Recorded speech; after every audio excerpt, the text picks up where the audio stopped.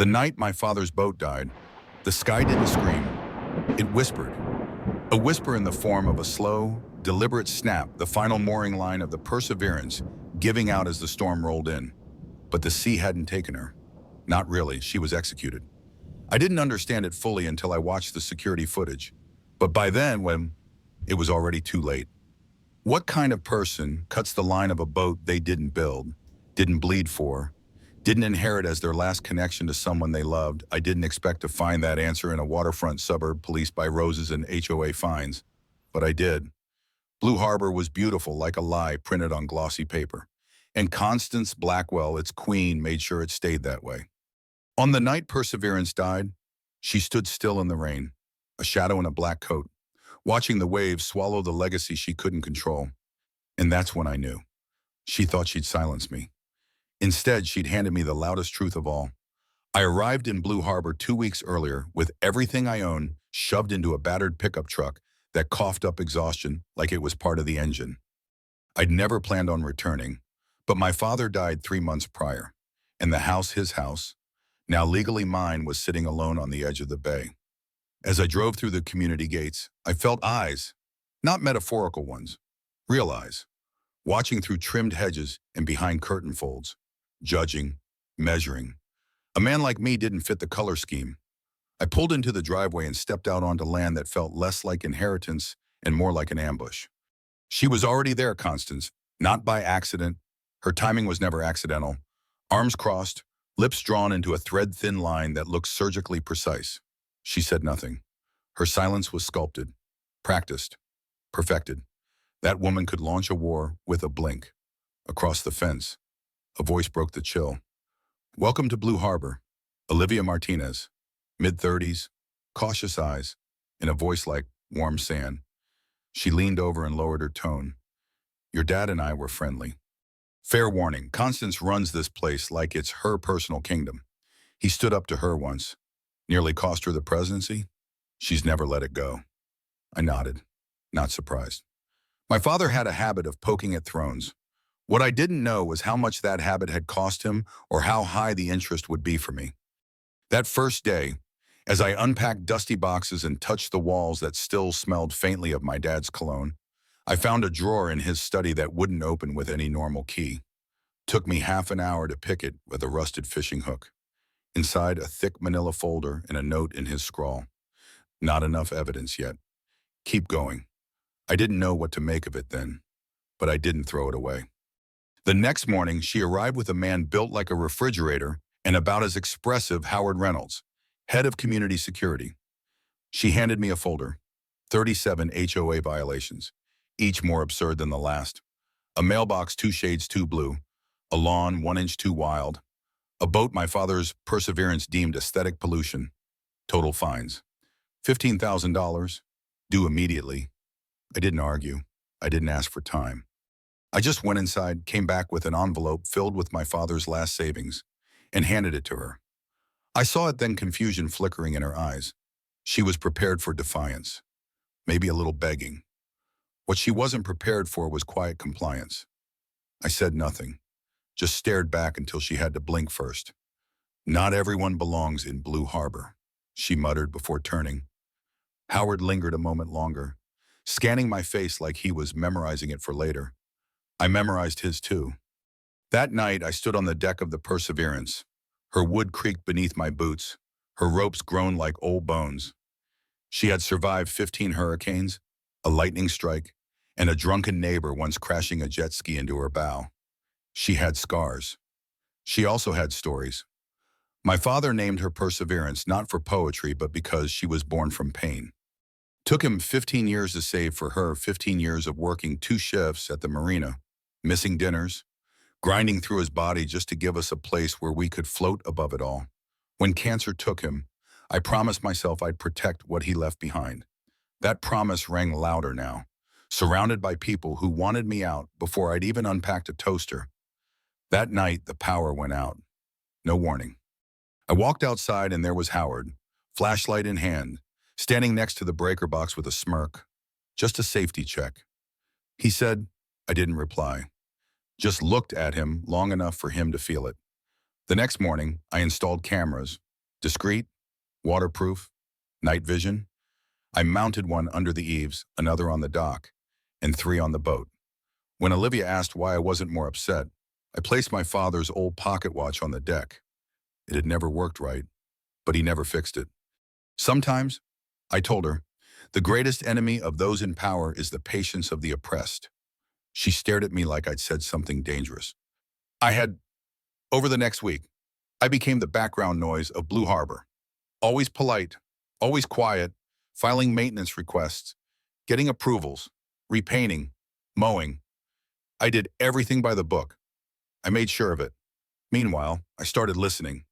In line at the hardware store, at the coffee shop, walking the marina, people talked.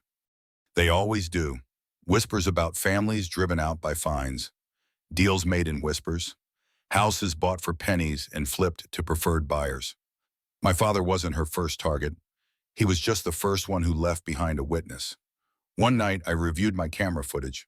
Howard, sneaking around the dock, knife in hand. He didn't cut the line all the way, just frayed it at a pressure point. Test complete, he whispered into his phone.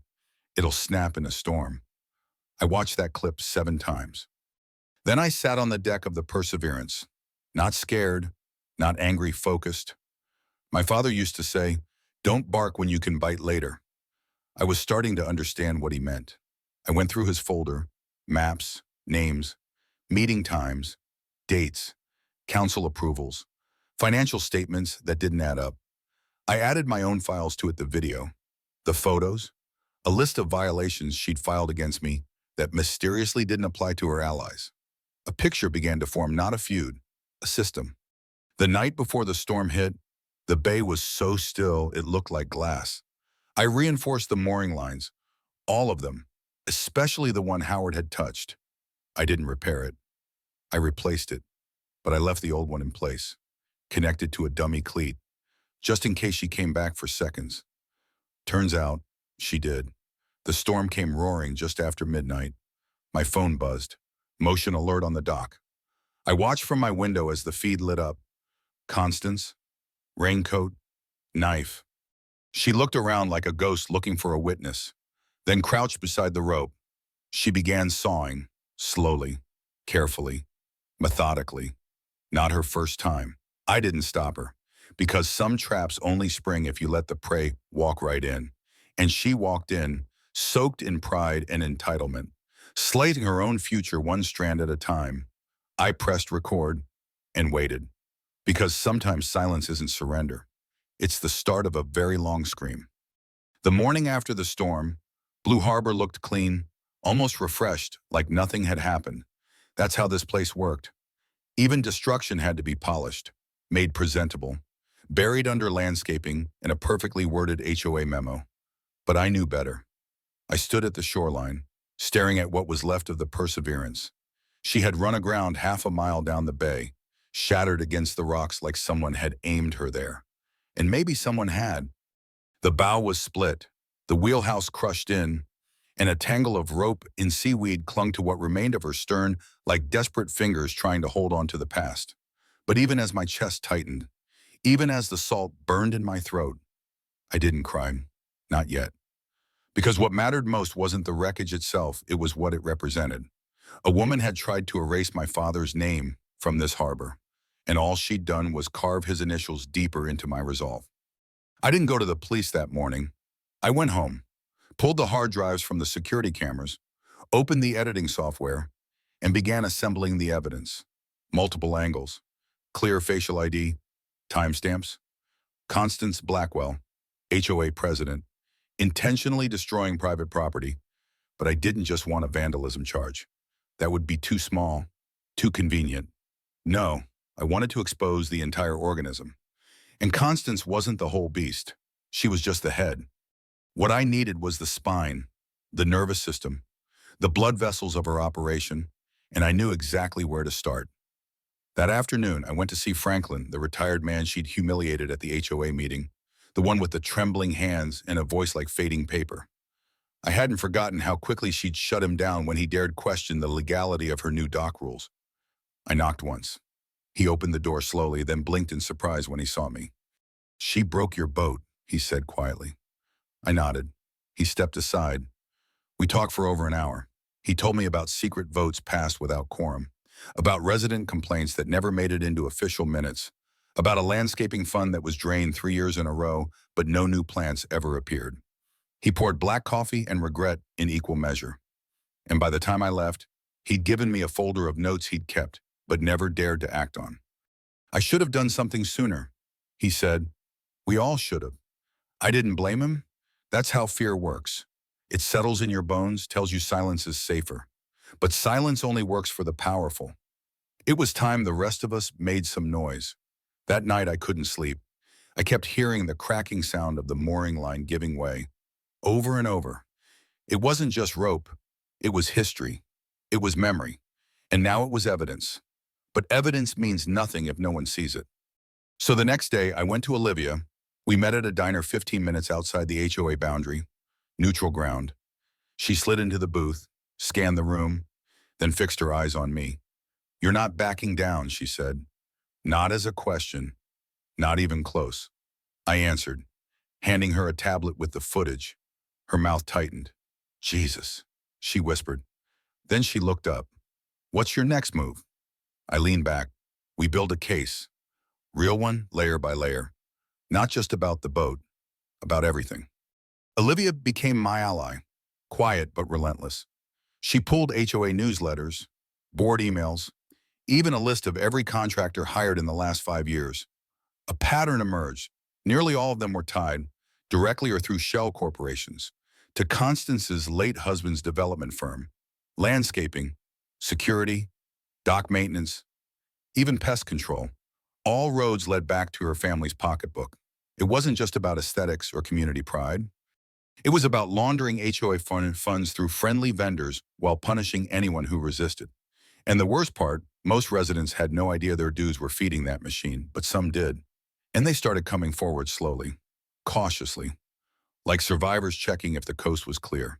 A woman named Mrs. Jenkins, who once had her garden ornaments labeled excessive and distracting, gave me HOA meeting transcripts from over a decade ago.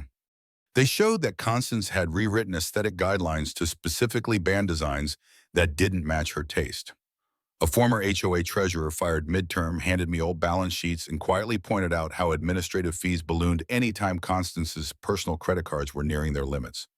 A man named Curtis, who'd once tried to run for HOA president and had his shed declared a hazardous structure the week of the vote, shared emails he'd saved showing pressure tactics and veiled threats. The more I uncovered, the clearer it became Constance wasn't protecting the community. She was hollowing it out and replacing it with control. And anyone who didn't fit culturally, financially, visually was a threat. I started seeing it everywhere. A mailbox 2, red violation. A flag too large violation. A kid's bike left out overnight. Citation. But only if you weren't on the approved list. If you were one of hers, you could host an illegal poker game on the lawn and get applauded for fostering neighborly engagement. Then came the turning point. A brown envelope appeared in my mailbox. No return address, inside photos, not of the boat, not of Howard, but of Constance herself, standing on the deck of a different vessel, mid-bay, speaking to a man I recognized from the city zoning board. The timestamp matched a week when Blue Harbor had suddenly received an exemption from new coastal development limits. Bribery. Probably. Hard proof. Not yet. But the envelope also contained a USB drive. On it, audio recordings. Snippets. Choppy, but intelligible. Constance's voice handled the complaint. We can't afford another delay. Another clip. He's pushing too hard. Time to break the line figuratively or otherwise. I didn't know who sent them, but I knew why. Someone inside her circle had started to crack. Maybe Howard. Maybe the secretary. Maybe someone else. Watching the walls close in. Either way, it was blood in the water. I handed everything to Detective Wallace. Not all at once, drip by drip. I wanted to pace the reveal, to make sure Constance never saw the whole picture until it was too late. And she didn't. She thought the destruction of my boat had ended the threat, but it only freed me to move without cover. Meanwhile, Constance doubled down. HOA notices began arriving daily. Noise complaints, grass height violations, even a warning about unauthorized surveillance equipment. Despite cameras being allowed under Florida law, I didn't respond. I recorded, I logged timestamps. Every move she made added to the dossier. She was building her own cage and didn't even realize it. Then, 2 weeks after the storm, I got another visit from Howard. This time, not smug, not armed with a flashlight or empty threats, just quiet, shaken. She cut me off. He said I was disposable. I invited him in.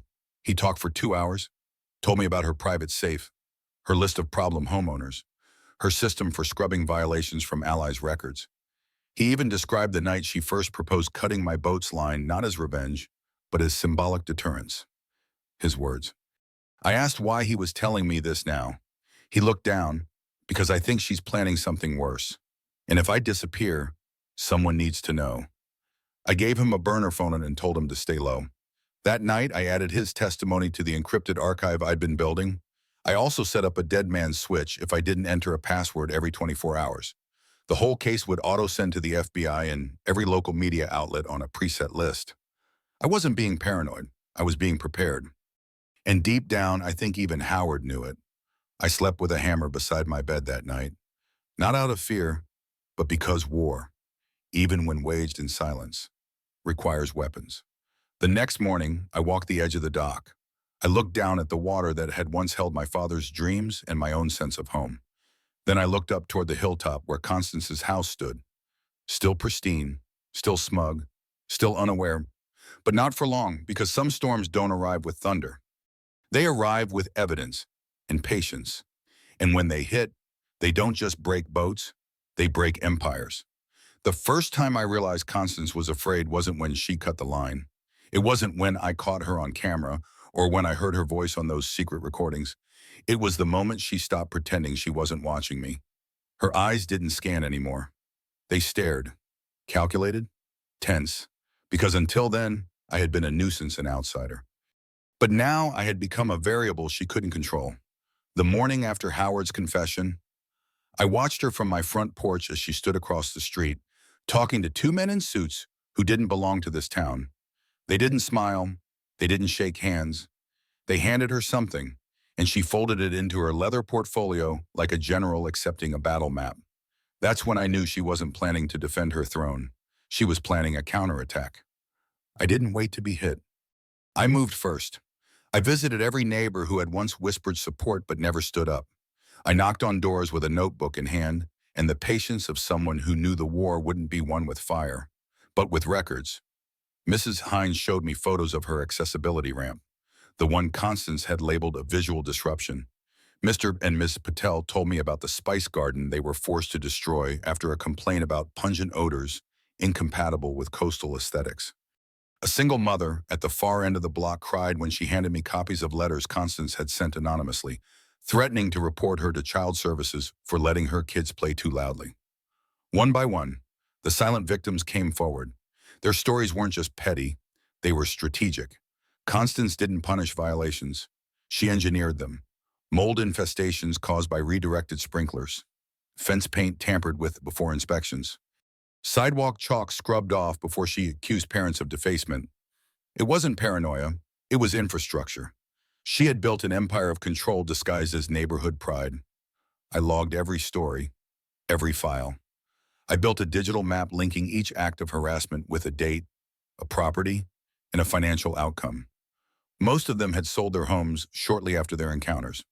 Always under market rate, always to a buyer with ties to Constance's circle. The picture sharpened into something uglier than power abuse. It looked like fraud. Coordinated depreciation followed by strategic acquisition. A laundering mechanism in plain sight, and she was still doing it.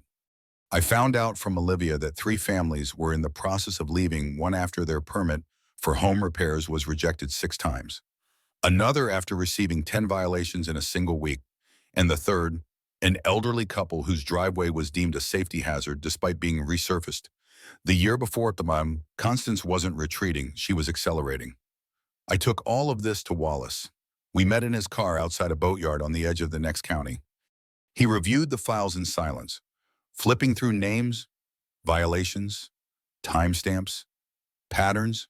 This isn't just misconduct. He said eventually, this is RICO territory. This is organized crime. He agreed to start an official investigation, but warned me she's going to smell it, and when she does, she'll get desperate. I already knew. It was in the way she spoke to people, now shorter, sharper, more brittle around the edges. The cracks were widening. That night, I went through my father's notebook again. There were pages I hadn't examined closely, coded entries with initials and strange numbers. One line stood out: CB plus ZC 713 offshore. At first, I thought it was a date. Then I realized it was a reference to a safety deposit box. I found the bank a few towns over and used my father's death certificate and notarized letters to gain access. The manager hesitated. I didn't. I told him I was retrieving documentation for an estate audit, which wasn't a lie. Inside the box, photographs, dozens of them, Constance and various city officials aboard a yacht, exchanging envelopes, reviewing blueprints, shaking hands under the shield of salt air and plausible deniability. Some of them were time-stamped to match the zoning changes that allowed Constance's development firms to build on protected wetlands. Others matched dates where local residents had reported their property taxes suddenly spiking or their permits being denied without cause. My father had collected it all. He'd never stopped fighting her. He just hadn't lived long enough to finish. I uploaded everything to the encrypted cloud drive and added multiple triggers, one for the police, one for the media, one for a national whistleblower group. I wasn't planning to use them all, but I needed options. Because 2 days later, I found my tires slashed in the driveway. The next morning, someone poured bleach on my grass and left a printed citation in my mailbox about aggressive lawn patching. And then a brick through my window wrapped in a flyer for a fake town hall meeting Constance was supposedly organizing. I reported none of it. I logged it. Every bruise she tried to inflict became another piece of evidence, another brick in the case. Then came the anonymous call. A man's voice, distorted. She's getting reckless. She's moving funds, cleaning house. She's preparing for something big. The line went dead. I traced the number to a burner cell tower used by contractors hired through one of her shell companies. I didn't know who it was, but I believed him. 2 days later, the HOA secretary suddenly announced a sabbatical and was replaced by someone Constance brought in from out of town, no public vote. At the same time, a resident who had promised me copies of their violation history stopped returning messages. When I knocked on their door, the house was empty. A for sale sign had appeared overnight. She was cleaning the board, erasing the evidence. But I was faster. I called a meeting, not an HOA one, a real one. I invited every resident who had ever received a violation. I booked the back room of the Marina Cafe. People came, not everyone, but enough. They shared stories. They compared citations. They saw the patterns. It wasn't just about control anymore. It was about theft. Systematic, slow-burn theft disguised as beautification and order. And I showed them what I had: the footage, the documents, the map, the offshore photos.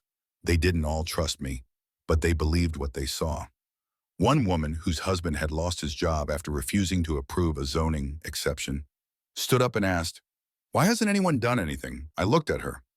Because she built a system where silence feels safer than resistance. But silence is a luxury we can't afford anymore. That night, I received 27 emails, residents offering testimonies, documents, support. Some were shaky, some anonymous, but they kept coming. And that was the shift. Not rage, not rebellion, just people realizing they weren't alone anymore. The next morning, I walked past Constance's mansion on the hill. She was pruning roses, gloves on, wide-brimmed hat. She didn't look at me, but I felt it. The tension, the calculation. She knew I wasn't gone, and now she couldn't predict my next move. That was the power she hated most, not the resistance, but the uncertainty. Because monsters don't fear torches, they fear mirrors. And I was about to show her the clearest one she'd ever seen. Because the truth isn't loud, it's just patient. And once it finds its voice, it doesn't stop. Not until it buries the lie. The day the subpoenas were issued, the air in Blue Harbor changed. It wasn't visible. It was felt. Like humidity before a storm. Conversations grew shorter. Eye contact faded. Cars drove slower past my house. Some stopping longer at the intersection before moving on. I'd spent weeks preparing for this exact moment. but I hadn't anticipated the silence that would follow. This wasn't relief. This was anticipation. The collective inhale before the detonation. Detective Wallace had gone quiet deliberately. He told me during our last call that radio silence was safer until the warrants were served. And so I waited, but not idly. I began documenting every shift in behavior. Constance no longer strolled the neighborhood like a monarch on a morning parade. Her gates remained shut. The house lights stayed on long past midnight. Her Mercedes disappeared from the driveway, replaced by a generic SUV with tinted windows and no plates I recognized. She knew. She hadn't been charged yet, but she knew, and her silence confirmed it more than any denial could. What I didn't expect was how quickly the power structure around her began to rot. The interim HOA secretary, her imported puppet, resigned via email, citing increased hostility from residents. Another board member was spotted packing up his garage at midnight, and by morning, a moving truck sat outside his house. No farewell party, no warning, just disappearance. I called Olivia that afternoon. She sounded exhausted, like she hadn't slept in days. "They're jumping ship," she said, "like rats." But the queen rats still burrowed in. That evening, I received a burner call from an unknown number. A man's voice. "Not Howard. New. She's moved the records," he said. "The financial ones. They're not in her house anymore." I asked where. A pause. "Old Town Storage. Unit B17. It's under the name Silver Coast Landscaping." I hung up and drove immediately. No hesitation. The storage facility sat in the industrial stretch outside Blue Harbor, a place where people dumped broken furniture and memories they didn't want to deal with. I paid in cash for a unit next door, waited until midnight, then picked the lock on B17 with the same rusted fishing hook I'd used on my father's drawer. Inside 10 plastic crates, each labeled with vendor names, code words, numbers I'd seen before in the offshore bank records. I didn't remove anything, just photographed everything. Invoices marked landscaping consultation with dollar amounts far beyond the scope of any real work. Contractor payments signed off with forged initials. And the best part, an expense ledger with a column titled Adjustments, Discretionary. Under it, names, my name, Franklin's, Olivia's, all with assigned dollar values. I uploaded every photo to the cloud archive before locking the door again. I didn't touch a thing. I didn't need to. What was there would speak for itself. All it needed was the right ears to hear it. Wallace called me the next day, speaking fast. "We've got enough for wire fraud, tax evasion, conspiracy," he said.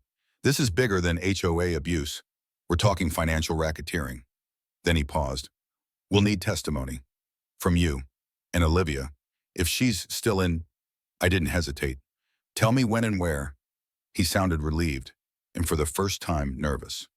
"You understand, once you testify, there's no walking this back. She'll know you're the reason this is all unraveling." I thought of the boat, the knife, the rope. "She's known for a while," I said. Olivia wasn't so ready. When I told her, she went quiet. Then she said, "Adam, this could destroy my career, my license, my safety." I understood. She had built everything she had without shortcuts, and now she stood on the edge of losing it all because she dared to stand near the truth. "You don't have to testify," I told her, "but I do. And if you choose to, I'll stand beside you the whole way." She didn't answer then, but 3 days later, she knocked on my door with a duffel bag and an envelope full of HOA emails she hadn't shared before. "Backups," she said simply, "just in case." I nodded. We didn't hug. We didn't cry. We just began reviewing them together. Two people turning survival into strategy. Then, something I hadn't anticipated: media. Not the national outlets, not yet. But a local reporter named Cora Behrens reached out, claiming to have heard whispers from a city clerk about a growing investigation tied to a neighborhood HOA scandal. She wanted to talk. I agreed carefully. We met at the public library in a back study room. She brought a notepad and a face trained not to flinch. I brought redacted copies of the most damning records. She didn't ask for names. She just listened, took notes, and asked one question before leaving. "Why didn't you fight back earlier?" I thought about that, then said, "Because I wasn't trying to win. I was trying to end something. And you don't end a system by yelling at it. You ended by exposing it. The article dropped 2 days later. It didn't name names, but it painted a picture detailed enough that everyone in Blue Harbor could read between the lines. Corruption in plain sight, how neighborhood pride became profit. By that weekend, HOA members were divided. Some blamed me openly. Calls to respect the community were slipped under my door, unsigned. Others dropped off Tupperware meals with brief nods. Mr. Franklin began organizing an unofficial town meeting. Olivia agreed to speak. I didn't. I'd done my part. It was their turn. But I attended, standing in the back of the crowded community center, watching the room swell with tension. People who hadn't spoken to each other in years now stood shoulder to shoulder, asking questions. Where had their money gone? Why were only certain families targeted? Why had violations been applied unequally? The dam was breaking. Then Constance appeared. She didn't speak. She just stood at the entrance, watching. She wore a white coat, like always, pristine and sharp. Her face was calm, but her eyes were coiled. When the room noticed her, the silence was suffocating. Someone coughed. Someone else shifted uncomfortably. Then Olivia spoke. I once believed silence protected us. She said, but silence is what let this grow. We weren't complicit. We were conditioned. The crowd didn't cheer, but it didn't disperse either. They stayed. They listened. Constance left after 10 minutes. That night, someone broke into my truck. Nothing stolen, just papers, scattered. A message. I installed 2 more cameras, updated the dead man switch protocol, and began encrypting offline backups. I wasn't scared, but I was ready. Because by then, I'd stopped seeing myself as a victim. Victims hope for rescue. I was past hoping. I was building the fire. Wallace texted me at 3:27 a.m. the next morning. One sentence. Federal marshals approved. We were almost there, and I was already awake. Because the last thing Constance Blackwell ever expected was that the man she tried to drown in silence had learned to turn silence into a sword. And it was finally time to strike. The morning she was served, the sun came up slow and deliberate, like it knew what it was about to witness. The federal marshals didn't knock. They handed her the papers right there at the gate of her pristine estate, in full view of trimmed hedges, freshly swept sidewalks, and the neighbors who had once bowed their heads in her presence. Constance Blackwell opened the envelope like someone expecting an invitation, not an indictment. Her face didn't break. It calcified, frozen behind sunglasses too large to hide the twitch in her cheek. I watched from my front porch, coffee going cold in my hand, as she stood motionless, the marshals retreating like chess pieces after checkmate. And just like that, the storm she thought she'd buried came crashing down, one sealed document at a time. By noon, the news had broken. HOA president indicted in multi-year racketeering scheme. I didn't give a quote. I didn't need to. The story was already speaking louder than I ever could, but the noise didn't come from me. It came from those who had once kept their heads low. The woman across the street hung an American flag that had once earned her a violation notice. The Patel family planted new basil and lemongrass in their front yard.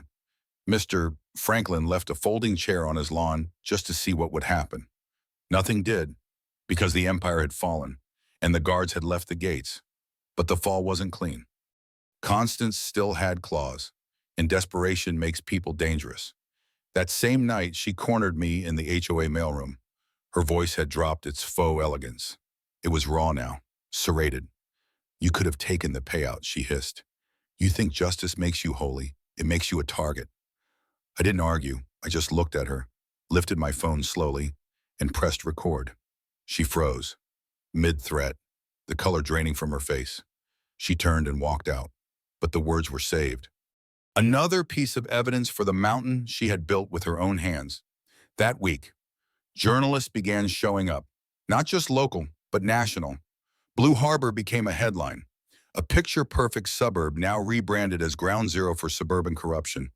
HOA horror turned real, a gated utopia with rot beneath the roses. I didn't give interviews. I gave data, spreadsheets, surveillance timestamps, zoning irregularities, records of selectively enforced rules, fake fines, and strategic permit denials. The story told itself. All I had done was listen long enough to hear the whole thing. But the part that made it real wasn't the news. It was the community meetings that followed. For the first time in years, people showed up not to whisper complaints, but to make decisions. Olivia was nominated to lead the restructured HOA. A retired school principal offered to serve as financial auditor. A 22-year-old EMT organized a committee for fair citation review, and I just watched. Not as a leader, not as a martyr, just a witness. That's all I'd ever been. The man who refused to look away. The court hearings began quietly, but they didn't stay that way. Constance's lawyers tried to argue down the charges overzealous governance. They said, misinterpreted community policies.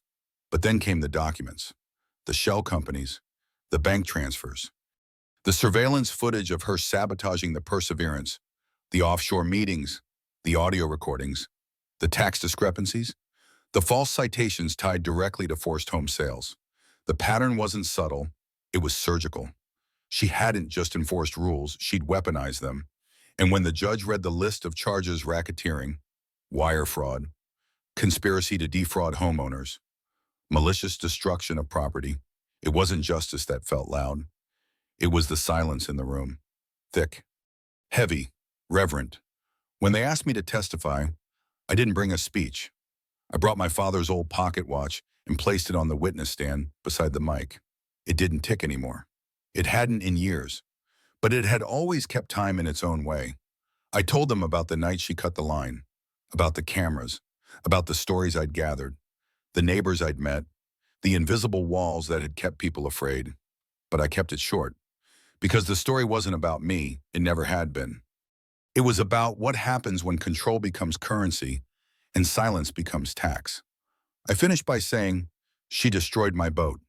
But that wasn't her mistake. Her mistake was assuming I'd go down with it. I stepped down, nodded to Wallace in the gallery, and left the courtroom before the cameras started rolling. The sentence was handed down 6 weeks later. 8 years federal, $2 million in fines. Full restitution to all residents documented as victims of her schemes. Her home, once a symbol of dominance, was seized under federal forfeiture and later voted by the HOA to be converted into a real community center, a place for classes, events, gatherings. The irony wasn't lost on anyone, bro, especially not me. I walked past it one afternoon as contractors removed the iron gates. A kid was riding a scooter down the driveway, laughing. Something in my chest unlocked. Quietly. Not relief, not victory, just release. A weight laid down, and still one thing remained. The Perseverance, or what was left of her. A community fundraiser had been launched to rebuild the vessel, and the response had surprised even Olivia. People donated anonymously. Some left notes, apologies, thanks, memories of my father. A retired carpenter offered his time. A teenage girl from down the road helped strip the old wood. I spent 3 months alongside them, not speaking much, just working. Each nail felt like a heartbeat, each plank a breath pulled from the wreckage. And finally, one evening, as the sun fell slow across the water, I stood on the deck of the restored Perseverance.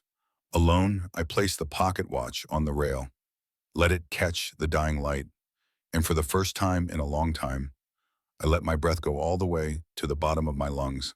Olivia joined me moments later, carrying 2 mugs of coffee. You could have left, you know, she said, handing me one. After everything, no one would have blamed you. I looked at the bay, still and open. I thought about it, I admitted, but he stayed, my father, until the end. And now, so will I. She nodded. We've changed, she said. The neighborhood, the people, they're talking to each other again. I didn't answer. I just looked out at the water, at the docks, at the place where fear used to live. And I smiled not because it was over, but because it had finally begun. Blue Harbor will never be perfect. No place is. But it's honest now. It breathes without flinching. And the silence it holds isn't fear anymore. It's peace, and sometimes that's all you need.